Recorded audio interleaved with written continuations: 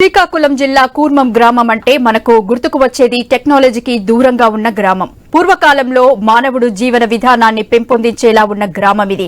అయితే 3 రోజుల క్రితం కూర్మం గ్రామంలో జరిగిన అగ్ని ప్రమాదంపై రాష్ట్ర డిప్యూటీ సీఎం పవన్ కళ్యాణ్ స్పందించడంతో గ్రామాన్ని సందర్శించారు జిల్లా జనసేన నాయకులు. కూర్మం ఘటనపై అధికారులకు ఆదేశాలు జారీ చేశారు. గ్రామంలో జీవిస్తున్న ప్రజలకు కావాల్సిన మౌలిక వసతులు కల్పించాలని, ఈ దారుణానికి పాల్పడిన వారిపై కఠిన చర్యలు తీసుకోవాలని పవన్ కళ్యాణ్ ఆదేశించారు. అలాగే జనసేన నాయకులు కూర్మ గ్రామ ప్రజలకు భరోసా కల్పించి స్వయంగా గ్రామాన్ని సందర్శించారు. ఘటనా స్థలం నుంచి జనసేన నాయకులతో ఐ న్యూస్ ప్రతినిధి రాము మరింత సమాచారం అందిస్తారు. జరిగింది. అయితే ఈ సంఘటన స్థలం పరిస్థితులు ఎలా ఉన్నవి ఆయనతో మాట్లాడే ప్రయత్నించారు. సార్ చూసుకోవచ్చు, పవన్ కళ్యాణ్ ఆదేశాల మేరకు మీరు కూడా రావడం జరిగింది. అసలుకి హరికృష్ణ హరిరామ వాళ్ళతో కూడా మీరు మాట్లాడారు. అసలు ఏం చెప్తున్నారు, వాళ్ళు మీ నుంచి ఎలాంటి సహాయ సహకారాలు అందిస్తున్నారు?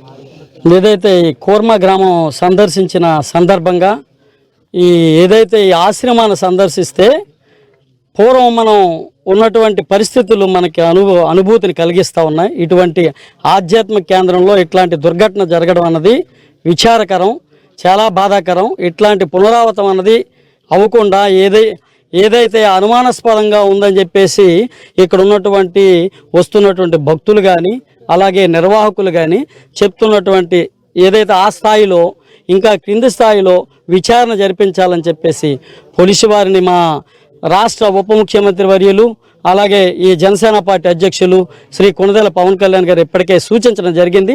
ఆ దిశగానే ముందుకు పోతారని చెప్పేసి అనుకుంటా ఉన్నాం. ఇది ఏదైతే సుమారుగా ఇక్కడ జరిగినటువంటి ఆస్తి నష్టం కూడా మొత్తం టోటల్ 70 నుంచి 80 లక్షల వరకు దాదాపు ఆస్తి నష్టంతో పాటు ఈ ఆధ్యాత్మిక చింతనలో ఉన్నటువంటి అనేక మంది మనసులు కలచవేత జరిగింది. దీన్ని ఎవరం కూడా క్షమించడానికి నేరంగా పరిగణలో తీసుకోవాలా. ఇది ఏదైనా ఇందులో అనుమానాస్పదంగా ఉంటే ఇంకా కొద్దిగా ముందుకు పోయి దర్యాప్తు జరిపించాలని చెప్పేసి అధికార యంత్రాంగాన్ని కోరుతా ఉన్నాం.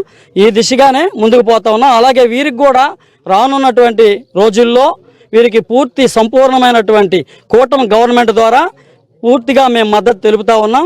వీరికి అనేక విధాలుగా ఇక్కడ ఉన్నటువంటి రోడ్డు కానీ అనేక కార్యక్రమాల్లో దోహదపడతామని చెప్పేసి వీరికి తెలియజేస్తా ఉన్నాం. ఎందుకంటే ఇది వారి స్వార్థం కాకుండా అనేక మంది ఈ పిచ్చివాళ్ళుగా అనేక మంది ఈ మానసిక వేదనకు గురైనటువంటి అనేక మంది వేలాది మంది ఇక్కడికి వచ్చి 1-2 వారాలు ఉండి కుటుంబ సమేతంగా ఉండి వచ్చి వెళ్ళడం అన్నది మహా అద్భుతమైనటువంటి కార్యక్రమం. ఇది సనాతన ధర్మంలో ఒక మంచి ధర్మాన్ని అందరికీ అందిస్తున్నటువంటి ఆశ్రమానికి మన అందరం కూడా తోడుగా ఉంటామని చెప్పేసి తెలియజేస్తా ఉన్నాం. సార్ చూసుకుంటే గత కొన్ని రోజులుగా కొన్ని నెలలుగా శ్రీకాకుళం జిల్లాలో ఏదైతే హిందూ మతంపై దాడులు జరుగుతున్నాయి, అన్యమత ప్రచారాలు కావచ్చు, శ్రీకూర్మంలో తాబేళ్ల మరణం కావచ్చు, ఈ రోజు జరిగిన ఈ సంఘటన అసలు కూటమి ప్రభుత్వం వచ్చిన తర్వాత ఎక్కువగా జరుగుతున్నామని కూడా వైసీపీ వాళ్ళు ఆరోపిస్తున్న పరిస్థితి నేపథ్యంలో అసలు మీరు ఏం చెప్తారు? ఈ హిందూ మతం సంబంధించిన ఈ దేవాలయంపై ఎలాంటి రక్షణ కలిగించే పరిస్థితి ఉంది? మీ పవన్ కళ్యాణ్ తరఫున మీరు ఏం చెప్పాలనుకుంటున్నారు? ఏదైతే హిందూ మతమే కాదు, అన్ని మతాలు కూడా సమానం. జనసేన పార్టీ అధ్యక్షులు శ్రీ కొణిదెల పవన్ కళ్యాణ్ గారికి అన్ని మతాలు కూడా సమానమే. అలానే పర్సంటేజ్ ఆఫ్ పీపుల్స్ ఎవరైతే ఈ సమాజం హిందూ ధర్మాన్ని సనాతన ధర్మాన్ని నమ్ముతున్నటువంటి అనేక మంది భారతదేశంలో 80% జనం ఉన్నారు కనుక ఆ దిశగానే వెళ్తా ఉన్నటువంటి తరుణంలో ఏదైనా హిందూ ధర్మానికి కానీ ఏ ధర్మానికి ఏమొచ్చినా సరే ముందు స్పందించేది ఈ రాష్ట్ర ఉప ముఖ్యమంత్రి జనసేన పార్టీ అధ్యక్షులు నీతి నిజాయితీ ఏదైతే నిస్వార్థంగా ప్రజలకు సేవ చేయాలని వచ్చినటువంటి ఏకైక నాయకుడు శ్రీ కొణిదెల పవన్ కళ్యాణ్ గారు ఎవరికి ఏ హాని జరిగినా ముందుండే వ్యక్తి. ఇది అందరికీ ప్రజలు ఈరోజు చూస్తూ ఉన్నారు. అలానే ఏదైతే ఈ జిల్లాలోనే కాదు రాష్ట్రంలో జరుగుతున్నట్టు అంశాల మీద మీరు అడిగినటువంటి అంశంలో ఈ సనాతన ధర్మానికి ఎటువంటి హాని ఎటువంటి వారు చేసినా వారిని ప్రతిఘటించడానికి జనసేన పార్టీ అధ్యక్షులు కానీ మేము కానీ ముందుంటామని చెప్పేసి తెలియజేస్తా ఉన్నాం. ఇటువంటి చర్యలు ఎవరైనా ఖండించాలా, ఇలాంటి జరగకూడదు. ఏ మతమైనా అన్ని మతాలు కూడా సమానమే. అందులో భాగంగానే ముందుకు పోతా ఉంది జనసేన పార్టీ అని చెప్పి తెలియజేస్తారు. ఇంకో విషయం, ఏదైతే పవన్ కళ్యాణ్ గారు ప్రెస్ నోట్ రిలీజ్ చేసిన తర్వాత ఆబరాగా జిల్లా ఎస్పీ కూడా ఇది ఏదో వెలక తీసుకువెళ్లి ఒత్తులతో దహనం అయ్యిందని, ఇంటర్నల్ గా ఫైరింగ్ జరగలేదని చెప్తూనే ఇక్కడ ఉన్న హరికృష్ణ హరిరామ వాళ్ళకి తప్పుడు ప్రచారాలు చేయొద్దని ఒక హెచ్చరిక కూడా జారీ చేశారు.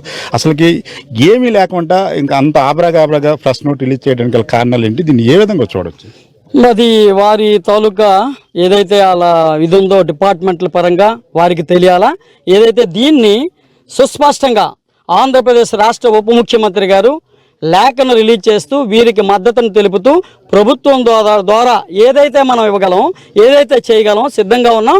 అలాగే ఏదైతే అనుమానాస్పదంగా ఉన్నటువంటి ఈ అంశాన్ని ఇంకా రూఢిగా ముందుకు పోవాలని చెప్పేసి, విచారణ జరపాలని చెప్పేసి, అలాగే పునరావృతం కాకుండా చర్యలు తీసుకోవాలని చెప్పేసి కూడా ఉన్నారు. అలాగే ఈ నిర్వాహకులు కూడా అన్నటువంటి అంశాల్లో భాగంగా ఇప్పుడు చెప్తున్నటువంటి అంశంలో అదైతే అట్లాంటివి తావలేదు. ఇందులో ఉన్నటువంటి ఏదైతే ఆ దీపపు ఉది ఉంటుందో దాని చుట్టూ కూడా ఆల్రెడీ గ్లాసెస్ అమర్చి లాక్ సిస్టమ్గా ఉంటుంది.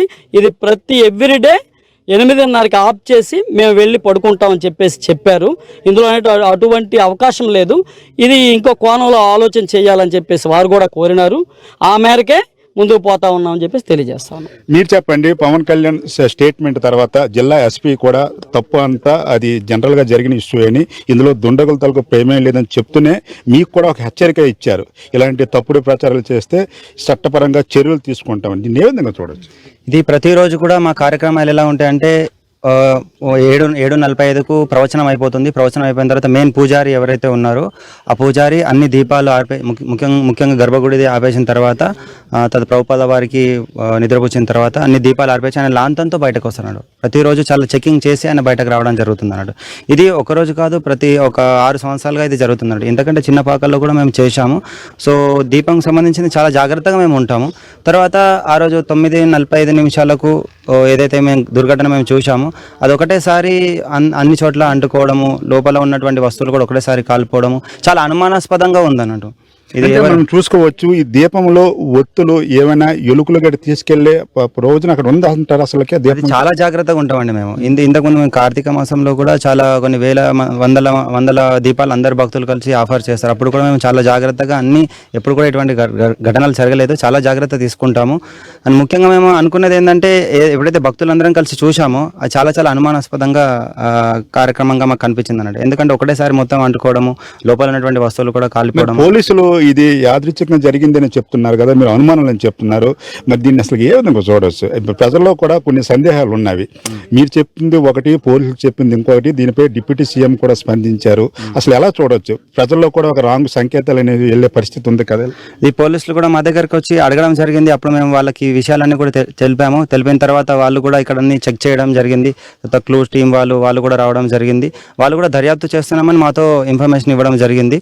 దాని ద్వారా మేము ఈ యొక్క ఫోరెన్సిక్ ల్యాబ్ రిపోర్ట్ ఏదైతే వచ్చిందో దాని తర్వాత వచ్చిన రిజల్ట్ ప్రకారం మేము ఇంకా ప్రొసీడ్ అవుతామన్న విషయాలు వాళ్ళు చెప్పడం ఇంకా రాలేదు. కొంచెం వచ్చిన తర్వాత వాళ్ళు తర్వాత యాక్షన్స్ తీసుకుంటాం. ఎలా పోలీసులు దీన్ని యాదృచ్ఛికంగా జరిగిందని చెప్తారు అది అనేది వాళ్ళు అలా అనకూడదు. కానీ ఇది వాళ్ళు మాతో అన్నారు ఏంటంటే, వాళ్ళు సంఘటన జరిగిన తర్వాత పోలీస్ డిపార్ట్మెంట్ సైడ్ నుంచి మీకు ఏమైనా స్పందన వచ్చిందా? మీరు కంప్లైంట్ ఇచ్చిన తర్వాత రావడం కానీ ఎంక్వైరీ చేయడం కానీ జరిగిందా? కొంత కాలయాపన ఏమైనా చేశారా పోలీసులు? అంటే ఏ రోజైతే మేము జరిగిన తర్వాత తెల్లవారి మేము వెళ్ళి కంప్లైంట్ ఇవ్వడం జరిగింది. కంప్లైంట్ ఇచ్చిన తర్వాత వాళ్ళు వచ్చారు. వచ్చిన తర్వాత రాసుకోవడము, చర్చ చేయడము, తర్వాత మెల్లమెల్లగా ప్రొసీడ్ అవ్వడం జరిగింది. వాళ్ళు కూడా చాలా కష్టపడుతున్నారు, చూస్తున్నారు. సో వాళ్ళు కూడా శ్రమ తీసుకుంటున్నారు దీంట్లో. దాని ప్రకారంగా ఫోరెన్సిక్ ల్యాబ్ రిపోర్ట్ అది తీసుకోవడము. దాని తర్వాత వాళ్ళు ఏమంటున్నారంటే ఇంకా ఈ టెస్ట్ వచ్చిన తర్వాత దాని ప్రకారం మేము ఇంకా స్టెప్స్ తీసుకుంటాము అనే దాంతో వాళ్ళు స్టెప్స్ తీసుకుంటామనే విషయాన్ని చెప్తున్నారు అన్నట్టు. ఇది పరిస్థితి మనం చూసుకోవచ్చు. ఏదైతే దీనికి సంబంధించి అగ్నికి సంబంధించి అయితే ఫోరెన్సిక్ ల్యాబ్కు పంపించారు పోలీసులు అని చెప్తున్నారు. అయితే ఈ ల్యాబ్ రిపోర్ట్ కూడా రాకముందే జిల్లా ఎస్పీ కూడా ఈ విధంగా ప్రెస్ నోట్ రిలీజ్ చేయడం కూడా కొన్ని రాజకీయ ఒత్తిడులు ఉన్నామనే అనుమానాలు కూడా రేకెత్తున్నాయి. ఏదైనప్పుడు కూడా ఈ దీపం పంపికలని ఎప్పుడు కూడా భద్రంగా ఉంచుతాం. అంతేకాకుండా చుట్టూరు కూడా క్లోజ్ చేసి ఉంటుంది. ఎట్టి పరిస్థితుల్లో ఈ విధంగా యాదృచ్ఛికంగా జరగడానికైతే అసలు అవకాశమే లేదని చెప్తున్న పరిస్థితి. ఈ నేపథ్యంలో డిప్యూటీ సీఎం పవన్ కళ్యాణ్ ఆదేశం మేరకు జన సైనికులు కూడా రావడం జరిగింది. భారీ ఎత్తున ప్రజలు కూడా వస్తున్న పరిస్థితి నేపథ్యంలో మరి పోలీస్ ఇంట్రాగేషన్ లో సంబంధించి దర్యాప్తులో ఏం తేలుతుందో ఆసక్తికరంగా రేఖిత పరిస్థితి కనిపిస్తుంది. వావట స్టూడియో.